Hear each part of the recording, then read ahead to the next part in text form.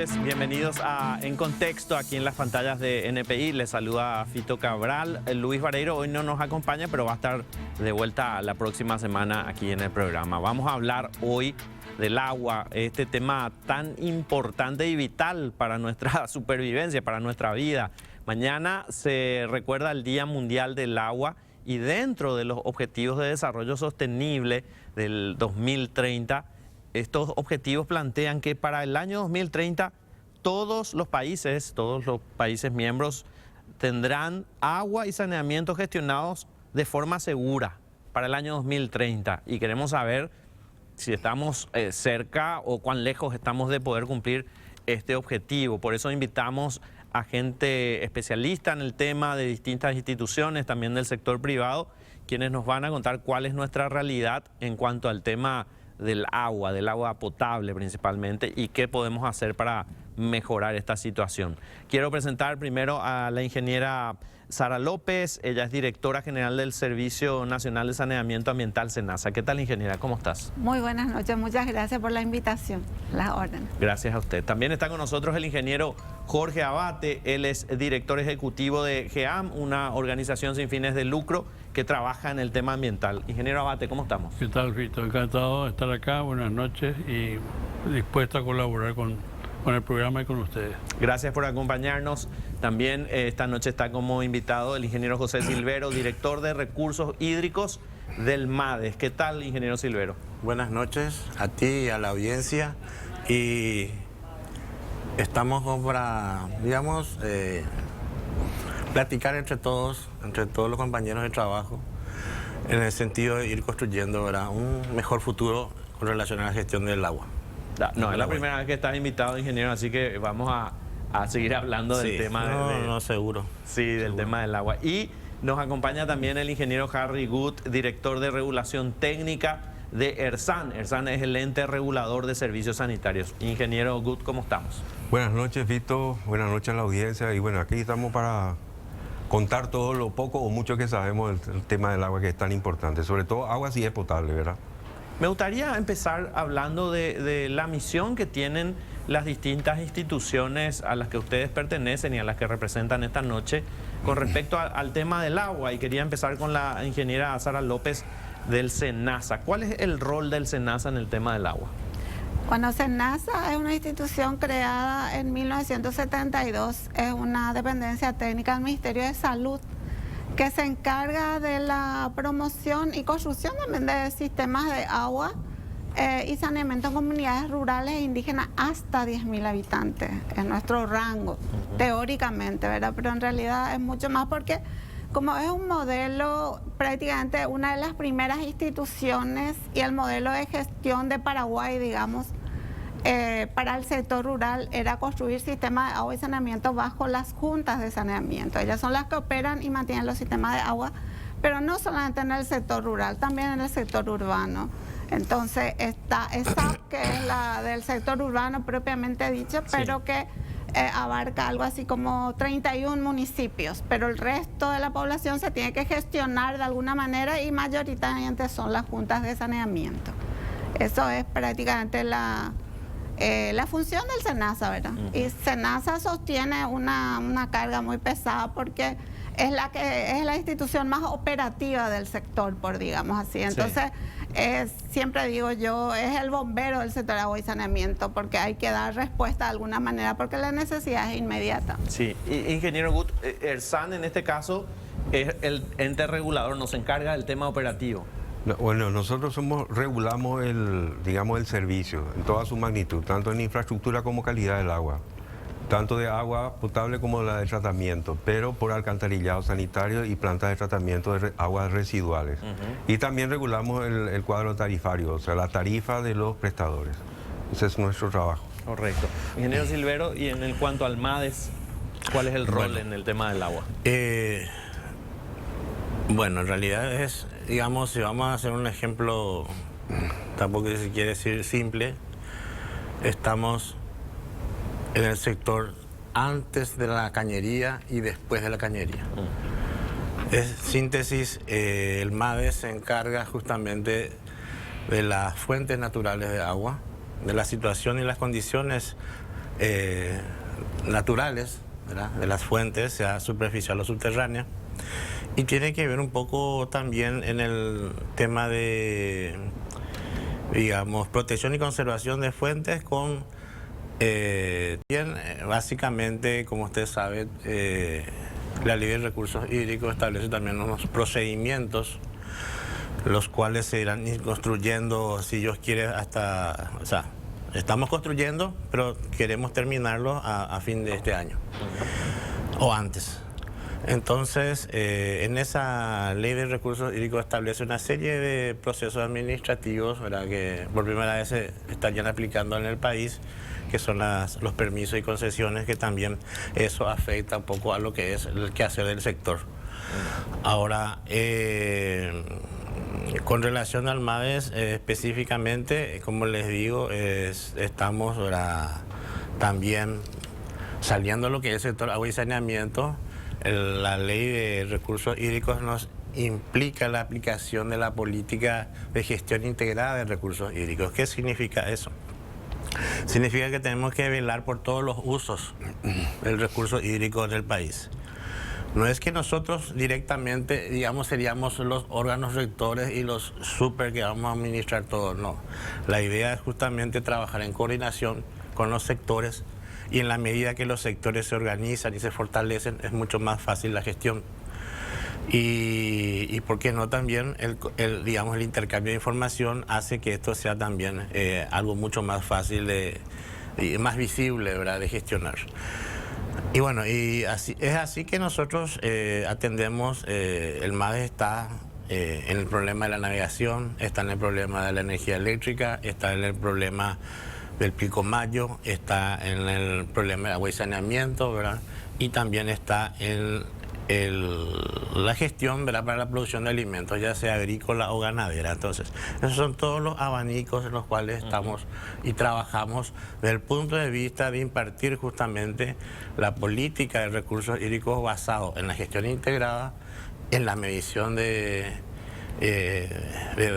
caudales, digamos, en la base de incorporar justamente un poco de conocimiento científico a la gestión, que es lo que hace falta, ¿verdad?, de tal manera a ir mejorando gradualmente nuestra condición y situación, porque si bien aparentemente somos un país rico en agua, también somos un país exageradamente derrochador y exageradamente contaminador. Ingeniero Abate, y desde el sector privado, GEAM, ¿cuál es la misión que tiene? Bueno, nosotros trabajamos el desarrollo sustentable, ¿verdad? Dentro del marco del desarrollo sustentable identificamos comunidades que tienen problemas de agua y saneamiento, y financiamiento de por medio que puede venir de concursos a los cuales participamos a nivel nacional o también internacional, o si no directamente trabajamos con agencias de cooperación internacional que están interesados en proyectos de esta naturaleza. Trabajamos articuladamente a la política, porque nosotros siempre estamos en contacto con los tres actores que están acá presentes, sí, incluso con el cuarto, que es el MOPC, que es el ente rector del agua potable y saneamiento, y tratamos de llevar soluciones que sean sustentables, que sean que no dependan exclusivamente ya del financiamiento una vez que termine, y que la propia gente pueda gestionar sus recursos. Esa es la misión que tenemos nosotros cuando surgen necesidades que son detectadas a partir de diagnósticos que realizamos con las comunidades. Muchas veces nos vamos nosotros a buscar los problemas y muchas veces son ellos quienes recurren a nosotros. Porque hay un trámite entre que surge la necesidad, sí, y llega un financiamiento. Hay veces hay una demora, ¿verdad?, importante, y los programas que tiene el gobierno también tienen su tiempo, y a veces los tiempos de las ONG son un poco más rápidas.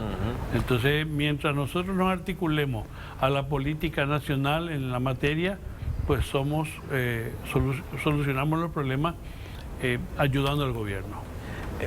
Me recordaban en estos días nuestro colega, el economista que está haciendo ahora como comunicador, Víctor Raúl Benítez, hablaba sobre un artículo publicado en el diario Última Hora en el año 2021 por un técnico del Banco Mundial que fue invitado a escribir una columna, y él decía, entre otras cosas, este técnico del Banco Mundial, El artículo se llama El costo de no invertir. Fue publicado hace 2 años, en el 2021.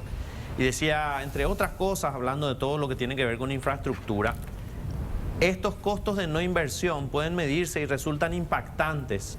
Por ejemplo, según un análisis del Banco Mundial, la falta de infraestructura en saneamiento y acceso al agua de calidad produce enfermedades o muertes que implican una pérdida anual equivalente a 10.6 años de vida.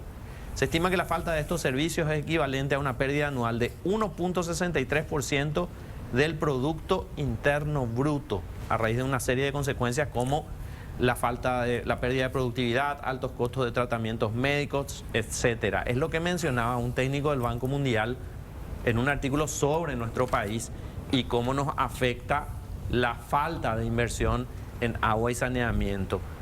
¿Cómo estamos en términos de inversión en agua y saneamiento en nuestro país? ¿Cuánto representa de nuestro presupuesto general de gastos o dentro del Producto Interno Bruto? ¿Y cuánto debería ser la inversión? No sé si nos quiere responder cualquiera de ustedes, que tenga una idea al respecto. ¿Cuánto debería invertir nuestro país en agua y saneamiento? Ayer en un seminario que se hizo en el Crown, justamente un técnico del Banco Mundial decía que la inversión necesaria para resolver todos los problemas de agua y saneamiento en el Paraguay alcanzaría la suma de 6.000 millones de dólares. Creo que eso es el número que tiró la persona del Banco Mundial, el técnico, y eso es mucha plata, ¿verdad? Y sobre todo, si tenemos que tener en cuenta que Paraguay es débil en cuanto a su recaudación para poder utilizar recursos propios en la gestión del agua, para agua potable y saneamiento. Nosotros dependemos mucho de la cooperación internacional. Préstamos casi siempre, ¿verdad? Y yo creo que con la reglamentación de la ley de agua que José está llevando adelante desde el MADES, se podrá más adelante, con una buena reglamentación, sacar adelante lo que sería la recaudación, el pago por el uso del agua como recurso natural. Si ese dinero, como hacen en el Brasil se tiene la Agencia Nacional del Agua que otorga el permiso y también cobra por el uso del agua. Entonces, estamos hablando no del agua corriente, sino incluso del agua para la producción. Toda agua que se utiliza, toda agua que pasa por una cañería, menos la atmosférica. Sí. O sea, la que cae de lluvia uno puede aprovechar sin costo alguno. Pero cualquier agua que entra en una cañería, en un sistema de bombeo o almacenamiento de cualquier tipo, debería de pagar un canon, aunque sea un guaraní por metro cúbico, lo que sea. Pero imagínense la cantidad de metros cúbicos que se están usando sin dar absolutamente nada al Estado paraguayo, que es el dueño finalmente del agua, de la mayoría del agua que se utiliza, que es agua tratada, ya sea de cursos superficiales o agua de subsuelo. Entonces, si tuviésemos ese financiamiento, nosotros podríamos encarar con mucho más fuerza la solución del problema. Ingeniero, ¿querés hablarnos de esa ley? Sí, bueno, tengo mucho que decirte al respecto ahora.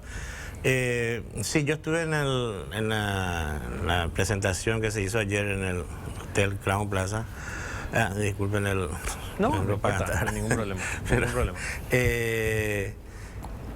En realidad la situación, bueno, yo creo que esa expresión de 6.000 millones de dólares asusta.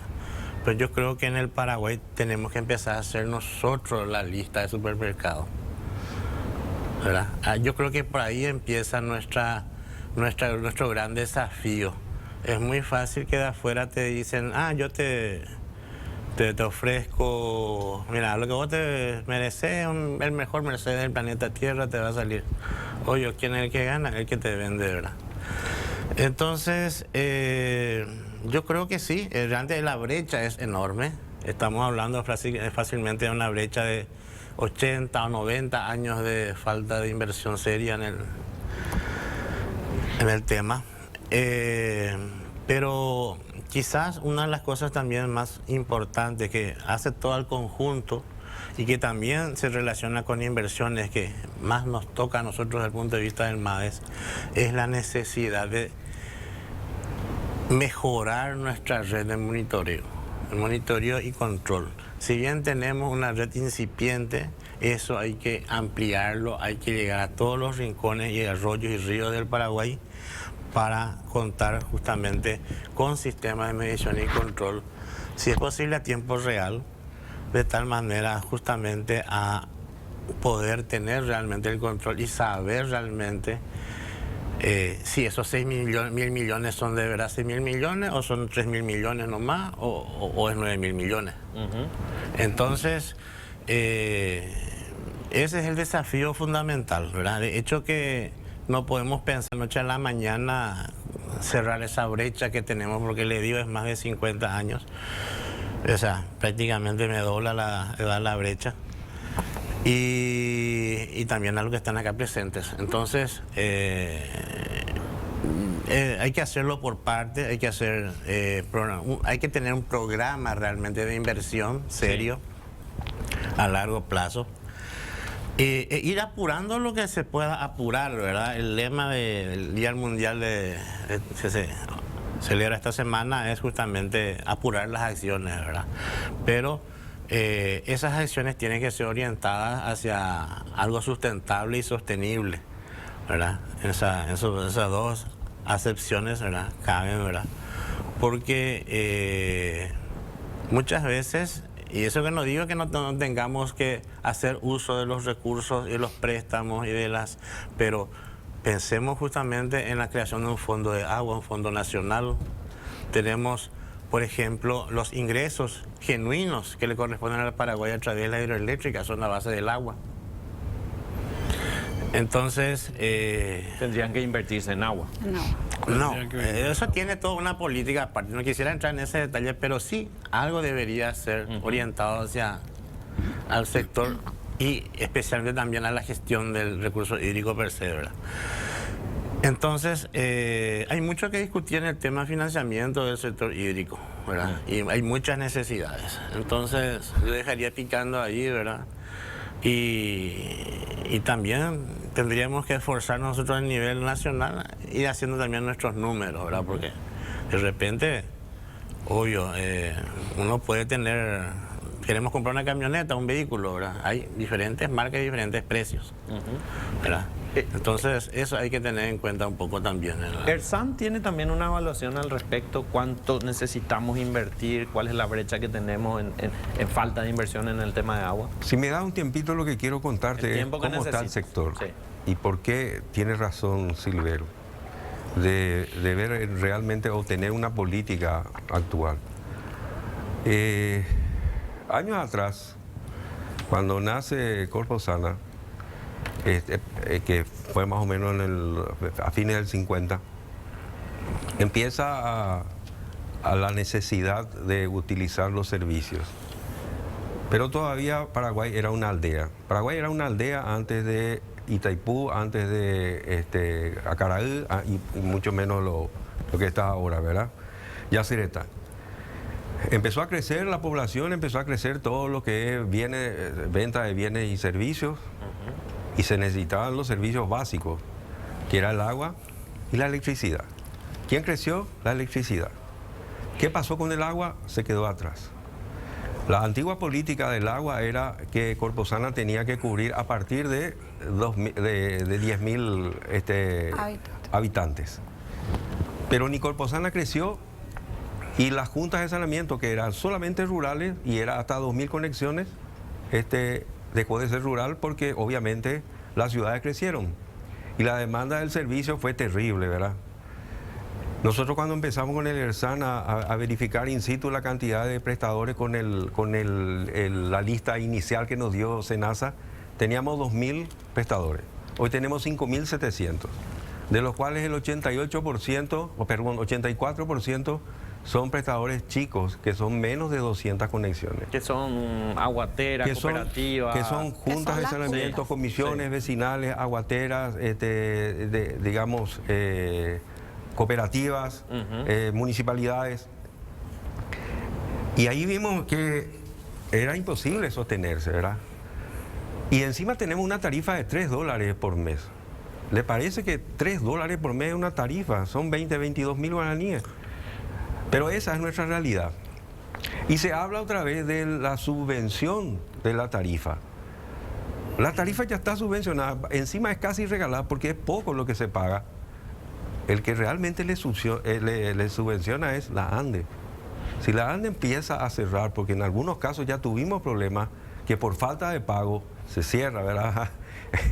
Acá mi compañera Claro, sabe porque la bien aguatera eso. necesita Claro, energía lógico. eléctrica para poder distribuir el agua, claro. sí. Sí, bombeo. Y el bombeo. Y bueno, y entonces la ANDE creció por todo el país, también en sistema, no todo en sistema trifásico, también en monofásico.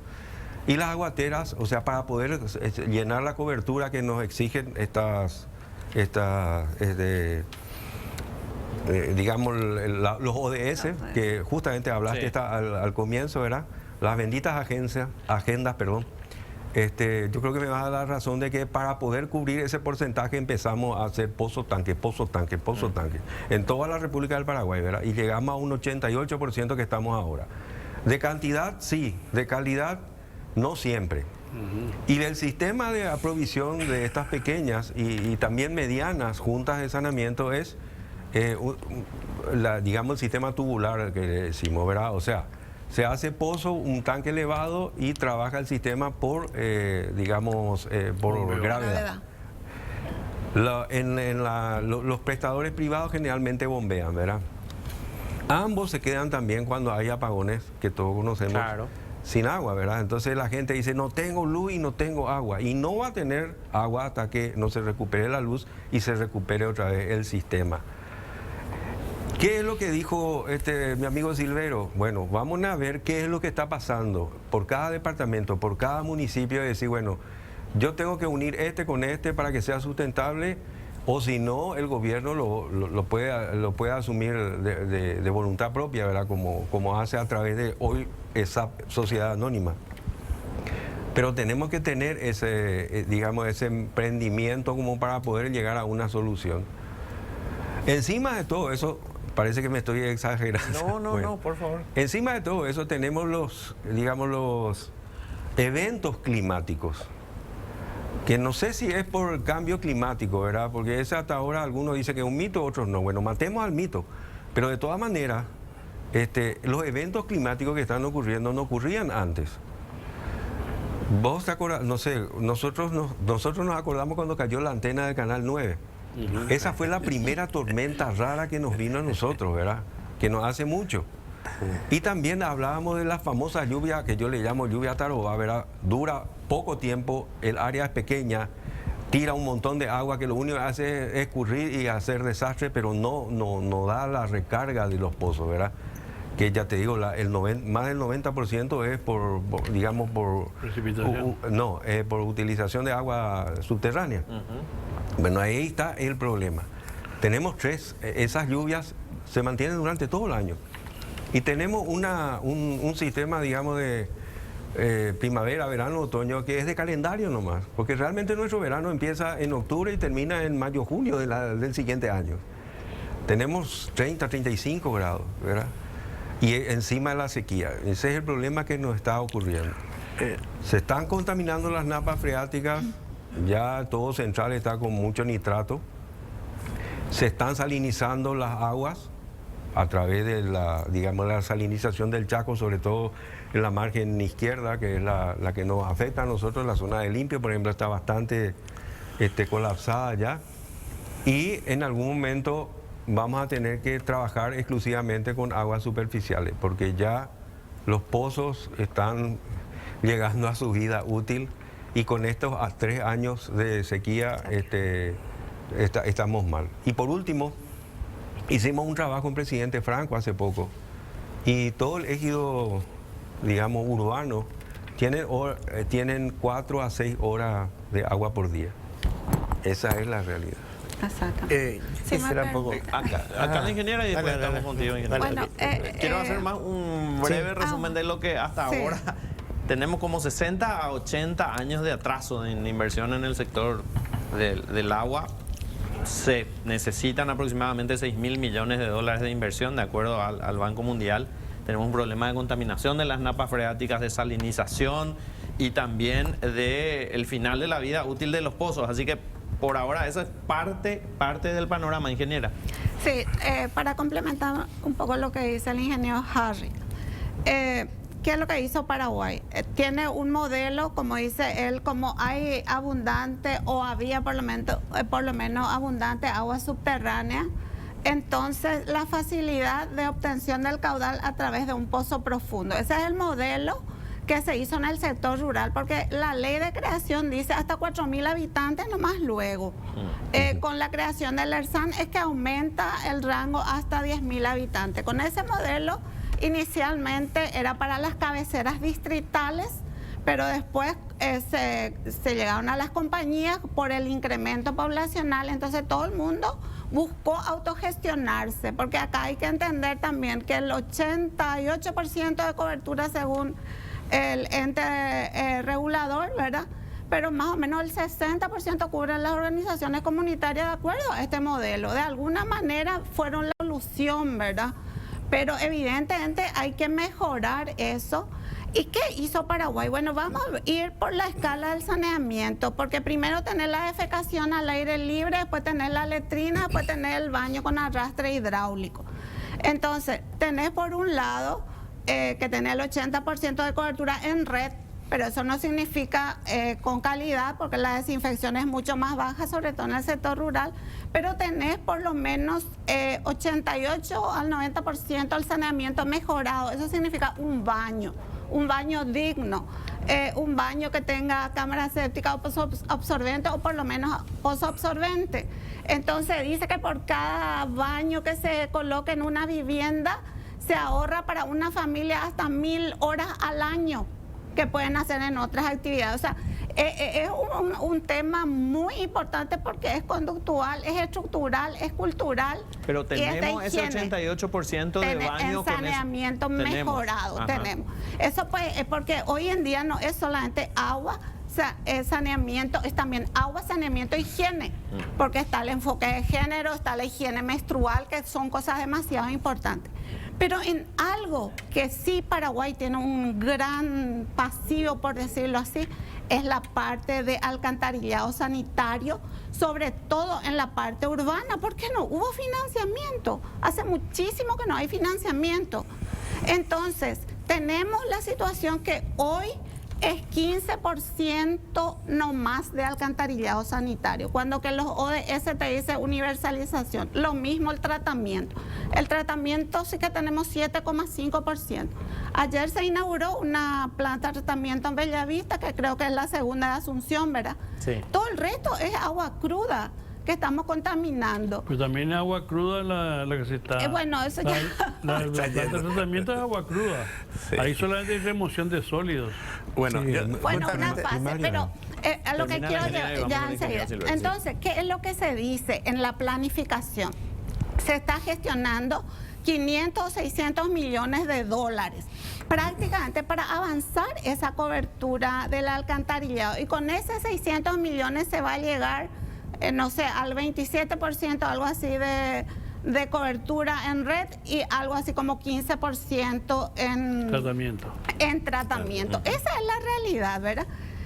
Y no, es tampoco, porque no hay un desorden en todo el sector, porque todo el mundo construye sistema de agua. Al ser fácil el tema perforar un pozo, poner un tanque, y todo el mundo construye sistema de agua. Y es que desde el 2000 que se crea el ente regulador, empieza a controlar la calidad de la prestación. En el 2010 se crea el ente rector dentro del Ministerio de Obras Públicas. Entonces ahí que empieza a ordenarse lentamente, porque está todo diagnosticado, demasiado especialistas somos en diagnóstico, pero del dicho al hecho es lo que nos lleva demasiado tiempo. Entonces, y ahí nosotros lo que hacemos es el uso de los recursos, pero el control de los recursos que tiene acá mi amigo José, ¿verdad? Es todo un tema. Por eso que nosotros siempre decimos, necesitamos ordenar el sector, es urgente, y por eso que necesitamos que la gente que tenga los poderes de decisión se inmiscuyan en esta problemática. Y bueno, empezar, el fondo del agua es demasiado importante. Los recursos, teóricamente nosotros necesitamos 500 millones de dólares gastar por año para por lo menos ir al 2040 o algo así. Nosotros gastamos 60 millones y es que estamos demasiado bien entre las dos instituciones que tenemos recursos para construcción. Entonces, hoy el sector agua y saneamiento necesita atajar la pelota. ¿Cómo vamos a hacer? ¿Cómo vamos a organizar? Tener 5.000 prestadores, que el tamaño es 200, el 90%, 200 conexiones, que cobra tarifa desactualizada, que no mide, no tiene micromedición, que la calidad, la desinfección. Entonces, hay muchísimas cosas que hacer.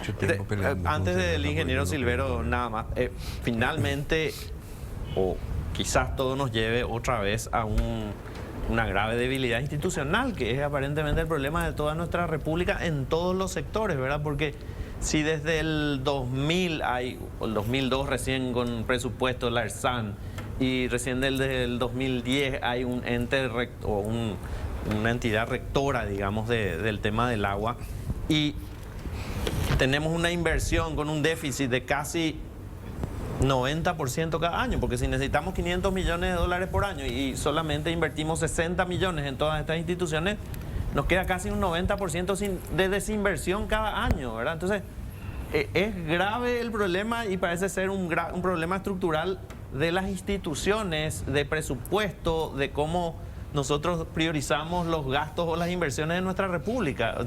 No es un problema menor del que estamos hablando, porque a medida que pasa el tiempo va a ir empeorando, de acuerdo a lo que ustedes están diciendo. No parece fácil, pero el ingeniero Silvero quería hacer uso de la justamente palabra. quería un poco aprovechar la oportunidad para dibujarle un poco este escenario que estamos lentamente yendo hacia él. Sabemos por los estudios del acuífero Patiño que el acuífero Patiño, si bien es un acuífero libre, se recarga. Tenemos un problema cada vez mayor en cuanto a la calidad de la recarga. Justamente ¿por qué? Porque las tantas ciudades que existen, ¿verdad? Y la población que existe sobre el acuífero Patiño, la mayoría de ellas, por no decirlo casi el 100%, ponerle que Fernando de la Mora es la única ciudad que tiene ahora un alcantarillado más o menos. Toda la cuenca del Itaú. Estamos hablando de prácticamente de 3 o 4 millones de habitantes que está haciendo sus necesidades diariamente y lo está diariamente enterrando bajo tierra. ¿Está? Entonces, ese pasivo, cuando estábamos hablando de digamos, subsidios al sector de agua y saneamiento, el ambiente, el recurso natural, toda la base natural es el que más subsidia. ¿Por qué? Porque se hace cargo del pasivo del tratamiento, se hace aparte en aquellas aguaterías, en aquellos lugares donde no hay tratamiento mínimo de cloración por lo menos. Toda esa población depende y está en manos de la gracia de Dios del agua que sale en ese pozo y que todos los días le estamos tirando nuestros desechos domiciliarios, ¿verdad? Entonces, vamos a decir, la película es clara. Hay que ir programando las inversiones. Hay que ir programando especialmente lo que es saneamiento, ¿verdad? Por el tema de salud. El acuífero Patiño ya no es un acuífero que va a soportar más población de la que está soportando ahora. Si bien aguanta, pero está muy ligado a las lluvias. En aquella época en que estaba la pandemia y la sequía, hemos detectado nosotros descensos de hasta 4 metros en los niveles freáticos del acuífero Patiño. Eso es mucho. Y ahora se está recuperando lentamente, pero son procesos que pasan inclusive 3, 4, 5 años para llegar a restablecerse. Ahí te quería interrumpir, sí, ingeniero, porque creo que muchos ignoramos el ciclo del agua, que para nosotros pareciera una cuestión mágica y ahí está el agua, ¿verdad? Pero hay un ciclo Obvio. Un ciclo natural del agua, y ese ciclo natural del agua se ve interrumpido cuando nosotros intervenimos. Sí, con asfalto o con lo que fuere, ¿verdad? Con todo lo que fuera asfalto, ciudades, edificios, o sea, todo lo que interfiere en la infiltración de agua en el suelo. Y bueno, según los estudios nosotros pudimos determinar que el patiño está en su nivel de utilización racional, digamos, estamos en la raya, en el tope, ¿verdad? Sí. Cualquier evento de sequía nos va a golpear, ¿verdad? Y por otra parte también está la cuestión del nitrato, ¿verdad? Aquellos pozos que tienen nitrato, realmente a mí me gustaría que el ERSAN haga realmente un análisis exhaustivo de aquellos pozos y les obligue a cerrar, ¿verdad? ¿Qué es el nitrato, ingeniero? ¿Es un contaminante del agua que está presente? Es un contaminante que ya degradado por la materia fecal de mucho tiempo. O sea, ya no se puede tratar, hay que mezclar el agua en todo caso o ir a otro lado, que es lo que nosotros estamos haciendo, es cerrar el pozo y que haga en otro lugar. Pero ese otro lugar también está contaminado. Ese es un problema grave. Hay una sobreexplotación del acuífero Patiño. Hay que reconocer que, por ejemplo, Coca-Cola y otras empresas que utilizan mucha agua, creo que Cervepar también, ya están tomando agua del río Paraguay. Eso significa que ellos también ya les saldría muy caro estar tratando el agua del acuífero Patiño, y esa sobreexplotación del Patiño es lo que genera también la intrusión de agua salada del Chaco, porque hay una comunicación entre acuífero y acuífero. Bajo el lecho del río. Sí, hay una conexión por debajo del río. Cuando más se chupa el acuífero Patiño, se jala el acuífero que viene del Chaco. Es como que hay un espacio, claro, que es aprovechado por el agua salada, digamos. Entonces, antes por se empieza a ocupación de contaminar, espacio no se podía, digamos. se empieza a contaminar el acuífero Patiño con sales que vienen del acuífero que está bajo Chaco, ¿no? El Chaco. Entonces, el problema es muy profundo, porque acá se ha permitido también que muchas industrias, muchas empresas pinchen el acuífero Patiño, consigan su permiso, explotan el agua, ¿verdad? Y van sacando. Además de la contaminación está la sobreexplotación. Sí, y eso hace que el problema sea más serio desde el punto de vista ambiental, ¿verdad? Entonces, y también, amén de que el agua no tratada en redes se descarga casi crudo, ahora aún en el río Paraguay, pero de una manera mucho más mejorada, un poco más sustentable. Digamos que otra vez dependemos de la calidad de la naturaleza del río Paraguay para poder nosotros hacer un buen, digamos, una depuración de nuestros efluentes, ¿verdad? Porque, y acuérdense que justamente la cuestión de la transfrontericidad va a ser un problema cada vez más acuciante en nuestro continente. Y acuérdense que los ríos de Paraguay y Paraná están en las nacientes en los países vecinos. Entonces, evidentemente acá tenemos que, en todas las ventanas que tiene que haber agua que gestionar, tenemos que, digamos, prendernos las pilas, ¿verdad? Porque en ganadería y agricultura tiene sus temas, la navegación tiene sus temas, la energía eléctrica tiene sus temas, y el que más se discute y más se habla es el sector agua y saneamiento, y lógico, es uno de los sectores sumamente importantes y estratégicos para cualquier país. Entonces, yo creo que en la medida que el sector de agua y saneamiento se organice y, digamos, empiecen a programar entre todas las instituciones, ¿verdad?, un plan, eso le va a beneficiar al ambiente y le va a sacar más trabajo al MADE, ¿verdad? Porque no podemos andar siempre con el saque de la imputación, el saque de esto, el saque... Es hora que, digamos, nos pongamos un poco serios y bueno, hagámoslo de ver en casa. Primero, antes ya, en lo posible, antes de pedir a tío San el apoyo, ver un poco cuánto tenemos en casa, cuánto realmente me va a costar construir mi choza, cómo voy a hacer, y bueno, y ver si de repente con algunos recursos internos podemos organizarnos y pedir afuera lo que realmente sea necesario pedir, porque si no, imagínense, si estamos hablando de una brecha de 90 años, yo creo que la 9ª generación de mi nieto puede ser que deje de pagar el crédito, ¿verdad? Entonces estamos hablando de, no sé, más de 100 años de deuda. Vamos a seguir hablando del tema del agua a la vuelta de la pausa. De vuelta aquí en Contexto, hablando del tema del agua, vital para todos nosotros, para nuestra vida, principalmente para nuestra supervivencia, para la producción, para el desarrollo, para el progreso, para todo lo que necesitemos. Necesitamos agua y por eso estamos hablando con expertos sobre este tema. El ingeniero Harry Good de ERSAN quería hablarnos un poquito de los ríos, del río Paraguay principalmente. Sí, bueno, aparte de los problemas que ya vamos teniendo con los pozos, como explicamos en la primera tanda, también vamos a tener o tenemos ya problemas en los ríos, ¿verdad? Tanto el Paraná como el Paraguay. El Paraná mantiene su ciclo y mantiene la cantidad de agua que va a la represa Itaipú a través de otras represas aguas arriba del Brasil. Pero Itaipú lo utilizan los brasileros, o sea, ellos necesitan que trabaje también esa hidroeléctrica. En el río Paraguay no hay eso. Y sin embargo, nosotros dependemos del Pantanal para la subida de los ríos, para las crecientes.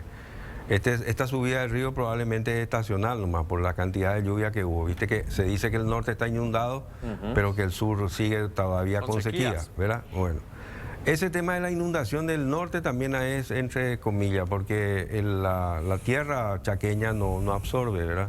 Por eso que ellos se mantienen con agua de lluvia. Pero volviendo al tema, existen bastantes represas hidroeléctricas también aguas arriba del río Paraguay, que son las que regulan de acuerdo a la necesidad que ellos tienen, obviamente. Esa es la parte que también nos está y nos tiene que preocupar. Nosotros tenemos una de las flotas más grandes del mundo, fluvial. Sí. Creo que es comparada con la de Egipto, ¿verdad? Y está teniendo problemas. Necesitamos dragados, necesitamos un montón de cosas como para poder sacar nuestras mercancías. Esa es nuestra salida realmente al mar. Por eso el agua es estratégica en todos los sitios. Y respecto a la cantidad de dinero, digamos, ¿verdad? O sea, son varias las instituciones que trabajan en agua y saneamiento, que invierten, ¿verdad?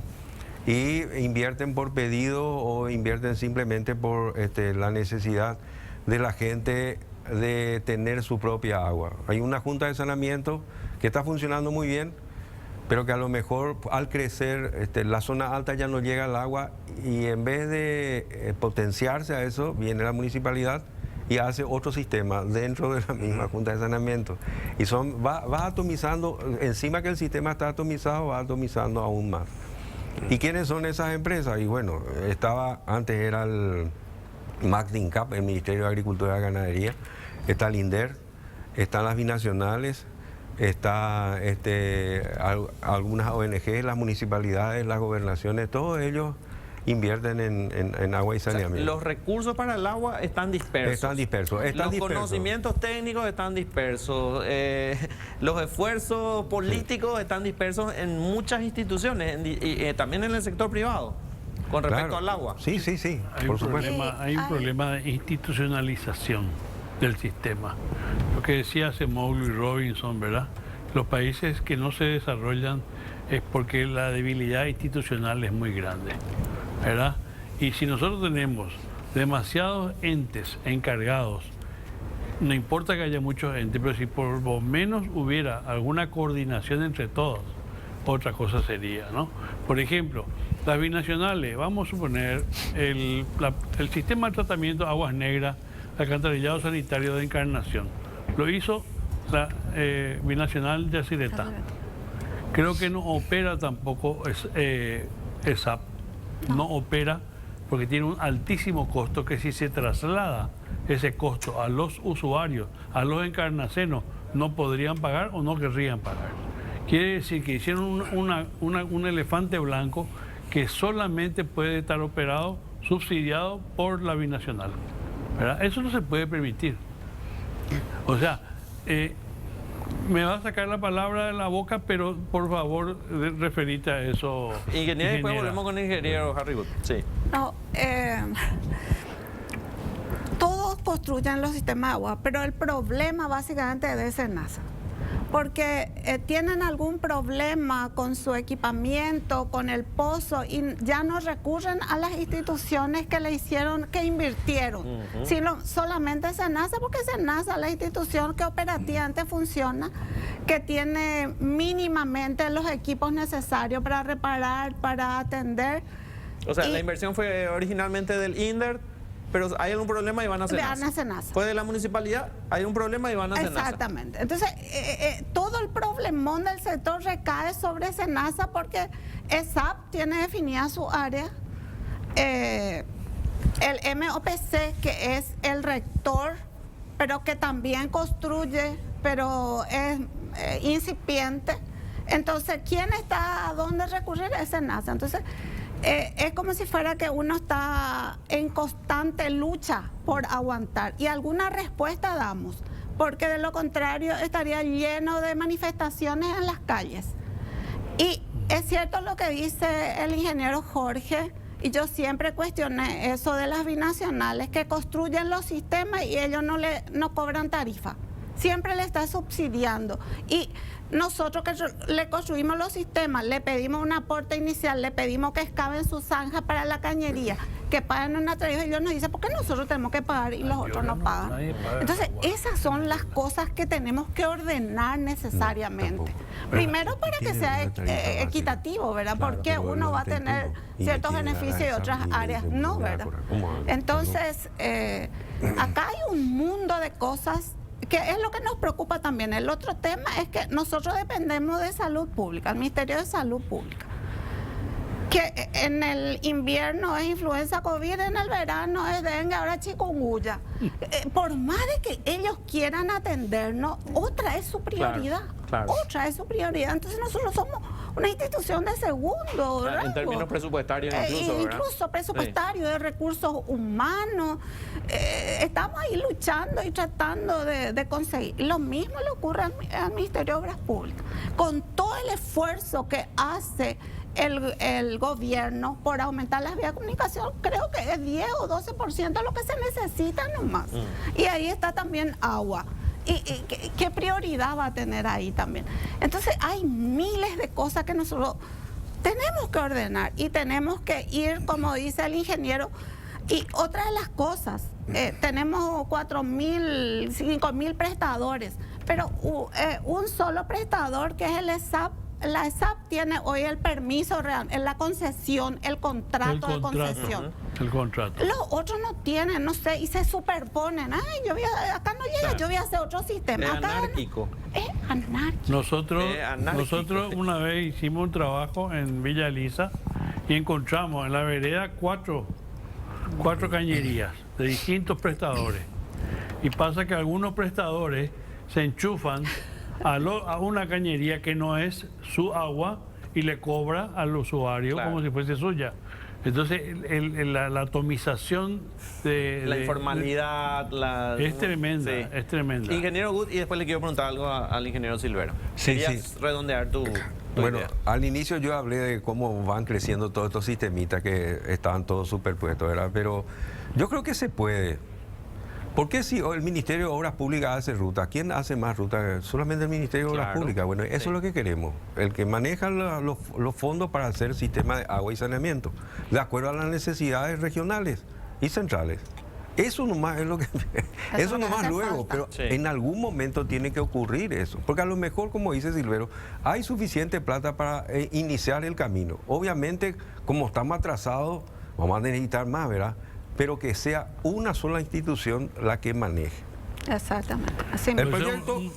proyecto y la obra, ojo. Correcto. Porque la hay veces que la supervisión. tenemos gravísimos problemas, y es cierto lo que dice Sara, ¿verdad? Hace uno, pero ¿quién responde? No. Vos te vas al interior y te dice la SENASA, te dice, no, ¿quién te hizo el tanque? No, ese me hizo la gobernación. Y después y el pozo. Y ese conseguimos la municipalidad, ¿no? Hizo, me parece. Y la bomba, y no, y de apoyada y todo eso. Y los caños, no, nosotros nomás compramos y compran estos cañitos que ya vos conoces. Claro, pues tiene que ver con una realidad de la necesidad. Claro, lógico, sí, ellos quieren hoy. Yo pido de acá, de acá, y tengo finalmente el primero agua, que ¿verdad? llega, obvio. Ingeniero Silvero, te quería preguntar, porque mencionaste vos los distintos sectores que están vinculados al tema del agua, agroganadería, el sector eléctrico, la navegación. En términos de modos de producción en nuestro país, ¿cómo afecta al tema del agua? De las reservas de agua, ¿hay que cambiar algo en los modos de producción? ¿Cuál es el sector de producción que más absorbe o afecta al tema del agua? A nivel global, siempre el mayor usuario o mayor, digamos, es la agricultura y la ganadería, ¿verdad? Ahora, en nuestro país es posiblemente, quizás el sector de agua y saneamiento el que más permanentemente está usando agua. En el Paraguay el riego todavía es incipiente. El único rubro que realmente tiene riego es el arroz. Y la ganadería, bueno, una vaca te consume 60 litros de agua por día. No estamos hablando de volúmenes extraordinariamente grandes, pero sí. Y que normalmente usan tajamares o pozos. Digamos, tiene varias opciones de cómo eso. El sector de agua y saneamiento sí realmente es un sector que permanentemente está extrayendo y permanentemente está enviando efluentes al ecosistema. Y una de las cosas más importantes que quisiera un poco también recalcar en la conversación que estaban teniendo es el factor educación y cultural. Te puedo asegurar que nadie te va a pagar por el agua como estaría gastando, por ejemplo, por el saldo del teléfono o por, no sé, el ñoño, ¿verdad? Entonces hay que también... El ñoño, una cosa, parece que es una medida para todo en nuestro país, ¿verdad? Tanto ñoño ñoño que en agua. Sí. Bueno, la verdad que sí, es una buena medida. Sí. El tema es lo siguiente, que también tenemos que hacer un trabajo que no es solamente de las instituciones del sector, sino también la parte de educación y concienciación, ¿verdad? Y tiene que ver mucho que ver también es el apoyo que podamos recibir de las ONG. Y hay que involucrar al MEC en estas discusiones para que entienda y pues empiece a divulgar, ¿verdad? Es lamentable ver escuelas en el interior y mismo acá en el área urbana, en Asunción mismo, que ni cuentan con servicios decentes de agua y saneamiento, ¿verdad? Entonces, es un tema que está mucho por discutirse todavía, queda mucho que hablar y va a haber mucho más que hablar todavía en los próximos años, porque la población crece, las necesidades son urgentes. Y eso es lo que ocurre, ¿verdad? Entonces acá, bueno, le vamos a pedir al intendente el caño, le vamos a pedir al gobernador el tanque, vamos a pedirle, y bueno, eso en el interior es el día a día, ¿verdad? Y es totalmente insostenible. Se tienen que autogestionar, no tienen opciones prácticamente. Y me llamaba la atención lo que decías, ingeniera, porque vos decías, si no hiciéramos nosotros el trabajo de apagar incendios, estaríamos con protestas en toda la República todo el tiempo. Y a nosotros nos llama mucho la atención como comunicadores cuando la gente pide que se haga una cobertura porque no funciona la aguatera. Y hace 15 días están sin agua. Y nosotros nos preguntamos, ¿cómo aguantaron 15 días sin agua? ¿Cómo sobrevivieron 15 días sin agua? ¿Y cómo podemos tener una sociedad que tolera estar 15 días sin agua? Hay también otro aspecto que hay que resaltar, que es la poca inversión pública en saneamiento. Siempre se retasea el dinero para precaver los problemas, ¿verdad? Entonces se gasta más dinero en salud curativa que en salud preventiva. Si el Ministerio de Salud le diera más plata a SENASA para encarar problemas de saneamiento, gastaría mucho menos en enfermedades gastrointestinales. Sí. ¿Verdad? Entonces... 1.6 del Producto Interno Bruto según el Banco Mundial. Entonces quiere decir que estamos actuando de una manera, en la medicina tradicional, la curativa. Se gasta mucho más en curar un problema que en prevenirlo. Entonces, y eso tiene que ver con una falta de visión política. ¿Por qué? Porque cuando se inaugura un sistema de agua, ¿qué es lo que se ve? El agua a borbotones que surge en la superficie de la tierra. Sin embargo, no es muy lindo inaugurar un inodoro, una cámara séptica, no es políticamente mucho más lindo que inaugurar lo que pasa cuando se inaugura un sistema de agua.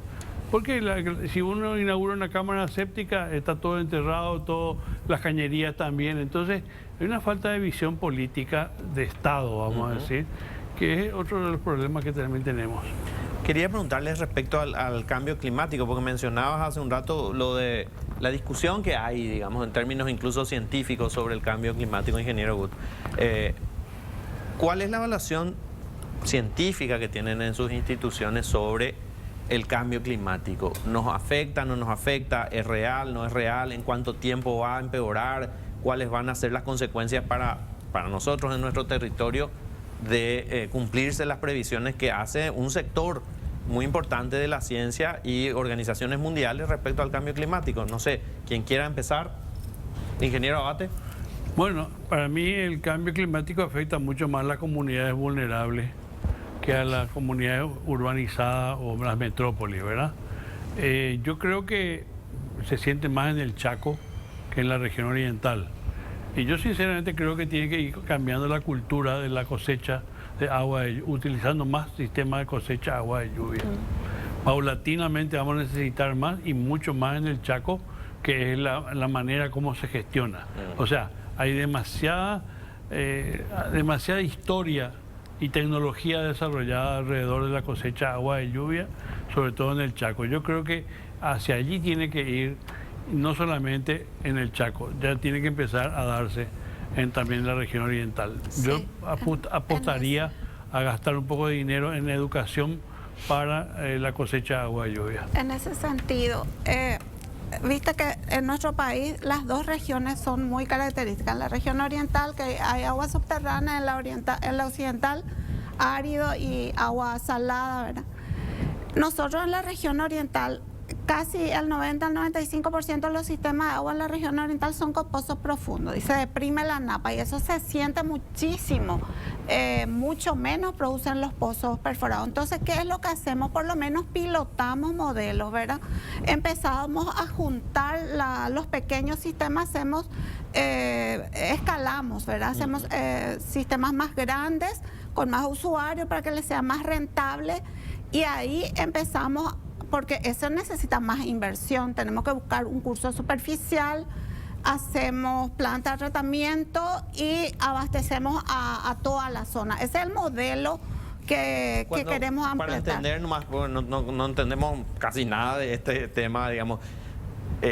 Hoy lo que hacen son pozos profundos y muchos pozos profundos. Lo que ustedes buscan es agua superficial que no afecte tanto, digamos, la napa o el acuífero, y de esa manera tener tratamiento y poder distribuir agua a más usuarios. Por ejemplo, Itapé. Sí. Itapé es una ciudad muy emblemática, tipo Cadacupé también, que recibe muchísima gente al año. Y ahí casi los pozos ya no dan caudal. Entonces, y hay muchísimas comunidades cercanas. Entonces, ¿qué hicimos? Buscamos un financiamiento, le vamos a construir una planta de tratamiento central sobre el río Tebicuarú, va a tener una administración central y las juntas, de alguna manera, los otros sistemas van a depender de esa administración central. Es un modelo que estamos aplicando que se tiene que ir replicando. El agua ya va a ser del río, ya no va a ser de pozos. Exactamente. Y va a tener un tratamiento. Va a tener un tratamiento. Correcto. Entonces, eso es lo que estamos queriendo aplicar también y en toda la zona. Y en el Chaco, nosotros trabajamos, o sea, SENASA trabaja con comunidades indígenas. Y ahí hacemos la captación de agua de lluvia, ¿verdad? Usamos los tajamares, los molinos de viento, los tanques o los techos que acumulamos. Pero ahora estamos implementando otro modelo que le llamamos las macrocaptaciones. Las cooperativas ahí en Loma Plata, ellos usan las macrocaptaciones que son 20 hectáreas donde acumulan y eso tienen todo el año. Y realmente... ¿Cómo acumulan? Agua de lluvia que cae sobre un territorio. Sobre un territorio. Y eso tratamos y distribuimos a las comunidades. Ahora, por ejemplo, tenemos 2 sistemas de macrocaptación que prácticamente van a llegar a 60 comunidades indígenas, ¿verdad? Las comunidades indígenas tienen más confianza a este modelo, que ellos están más acostumbrados a eso. que por su cultura nosotros tenemos que hacer las consultas libres, previa informada con ellos. Y bueno, y este es el modelo, que es lo que está diciendo el ingeniero Jorge, ¿verdad? Ese es el modelo que estamos queriendo usar. En el Chaco no existe, salvo que el acueducto llegue a toda la zona. ¿no? Ese es otro tema de otra reunión. Sí, ingeniero Silvero, respecto al cambio climático, ¿cuál es la posición técnica, científica del MADES? Bueno, el cambio climático, si bien es un tema siempre polémico, es una realidad que se siente. Llamarlo variabilidad climática o cambio climático, a fin de cuentas para el ser humano es la misma cosa, siente el golpe de la naturaleza, ya sea por exceso de agua o por falta de agua. Entonces, de hecho que nosotros en los diferentes escenarios que se están trabajando dentro del MADES, y también sumándole el crecimiento poblacional y también sumándole los procesos de desarrollo, preocupación, cambio de uso de la tierra, estamos viendo justamente que ya se empiezan a prender semáforos de atención, especialmente en lo que se refiere a agua subterránea en el acuífero Patiño. El guaraní es todavía, digamos, el guaraní está por empezar o sea que, digamos, tenemos se espera tener una buena reserva en el acuífero guaraní. Por eso que es importante de repente cuando que nuestros tomadores de decisión a nivel gabinete superiores, ¿verdad?, tengan en cuenta que cuando viene una inversión, tratar de enviar ya un poco hacia el acuífero guaraní, hacia el río Paraná, ¿verdad? Entonces, hacer un poco una descompresión de hoy día Departamento Central y sus alrededores. Y por otra parte también es sumamente atendiendo a la situación que invariablemente nos lleva a una escasez, ¿verdad?, ya sea por cambio en el patrón de lluvia, cíclicos, ya sea por aumento de la población y ya sea por pérdida de zona de recarga. Entonces, obviamente eso nos está diciendo de que cada vez tenemos que usar el agua que disponemos de la mejor manera. Eso es fundamental. Para eso hay que medir, por eso, y también tenemos que tener políticas sectoriales coherentes y realistas. Y también es sumamente importante que vayamos construyendo una cultura de la información en relación al agua, ¿verdad? Y el intercambio, ¿verdad? Eso tiene que ser, digamos, información básica para cualquier plan de desarrollo nacional, para cualquier iniciativa que tenga que tomarse desde el sector privado o sector público. Las estadísticas del agua tienen que estar ahí a la vista. Disponibles. Ingeniero. Bueno, yo quiero más bien hablar de eventos climáticos, por lo menos, ¿verdad? O sea, yo entiendo que la academia está analizando también qué es lo que está pasando con las deforestaciones para ver si realmente y en qué influyen, ¿verdad? En un principio también se pensó que las grandes hidroeléctricas, por la mayor cantidad de zona inundable, iba a cambiar bastante el clima, pero no ocurrió mucho de eso. Pero sí hay eventos que si existe si el factor humano haya hecho que el cambio climático traiga este tipo de eventos, como la lluvia que estábamos hablando ya al comienzo, ¿verdad? Como esta sequía sostenible, eso sí afecta. Entonces, habría que desmitificar y ver realmente en qué momento el cambio climático está afectando, ¿verdad? Y eso, nada más. Vamos a hacer una pausa y a la vuelta de la pausa hacemos las conclusiones respecto a este tema que hoy estamos encarando, el tema del agua. A la vuelta de la pausa.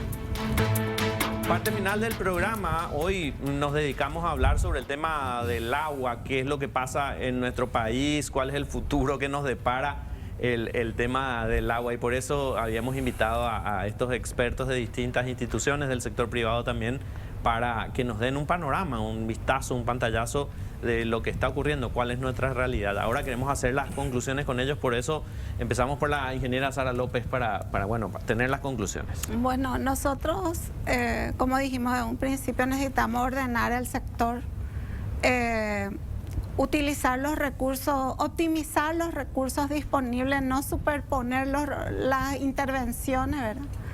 Y para eso necesitamos una institución autárquica, sólida, que con un fondo del agua, que se planifique a corto, mediano y largo plazo y que podamos tener un ordenamiento en ese sentido. Para mí, yo sueño con una institución independiente, ya sea como un Ministerio del Agua o una Secretaría del Agua y Saneamiento. Ingeniero Abate. Bueno, coincidiendo con la ingeniera Sara, es que yo también creo que tiene que dársele más institucionalidad al tema agua. Tendría que ser un ministerio o una autarquía que pueda canalizar todos los recursos y que sea la única que otorgue los permisos para pinchar los acuíferos o para utilizar las aguas superficiales para agua potable.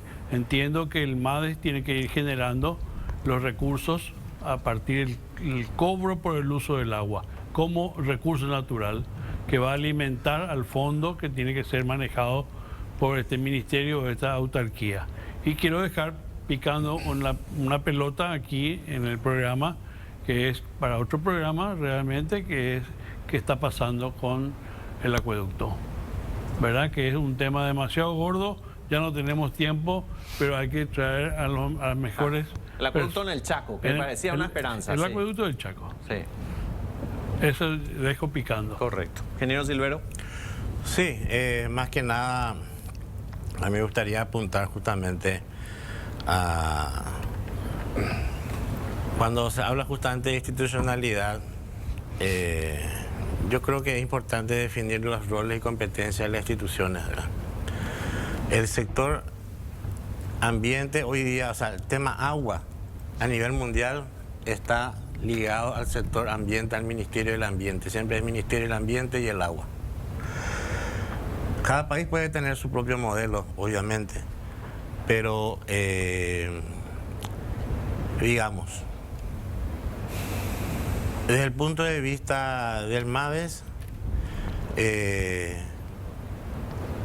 coincido completamente con las instituciones que hay que fortalecer el sector de agua y saneamiento. El modelo de institución, eso lo vamos a ver en el camino, pero quiero recalcar que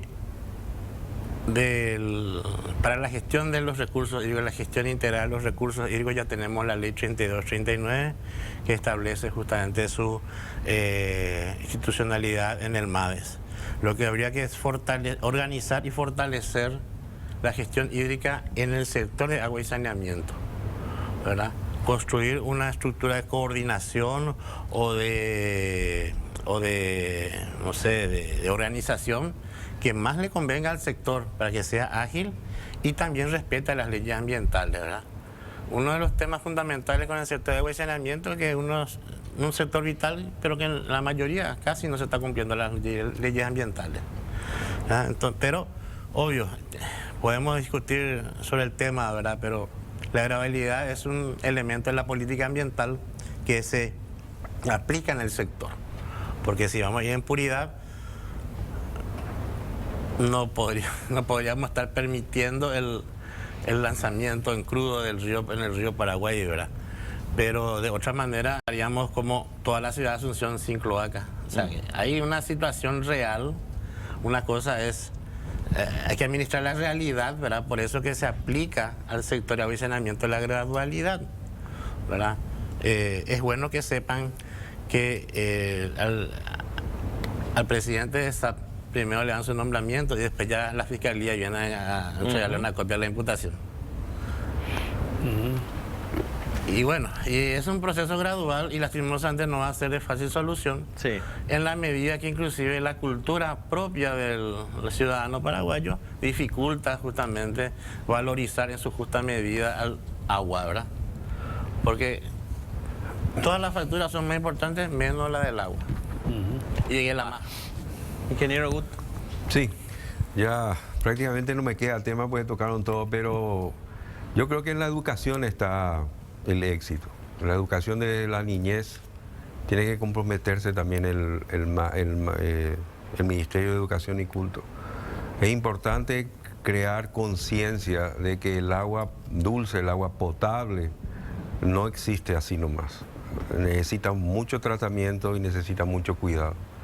Y el agua potable que se entrega al servicio a la ciudadanía es el agua que es para solamente consumo humano.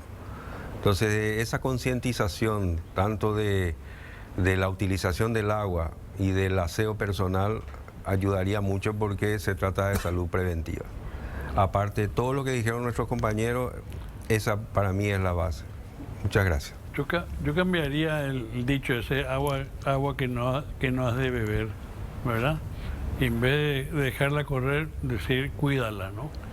Hay que cuidar el agua. Mañana es el Día Mundial del Agua, por eso hoy nos dedicamos a hablar de este tema. Y de eso depende nuestra economía, nuestro desarrollo, nuestro progreso. En definitiva, de eso depende nuestra vida. Gracias por estar con nosotros esta noche. Gracias. Gracias. Amables. Muchas gracias. Nos reencontramos mañana aquí en Contexto.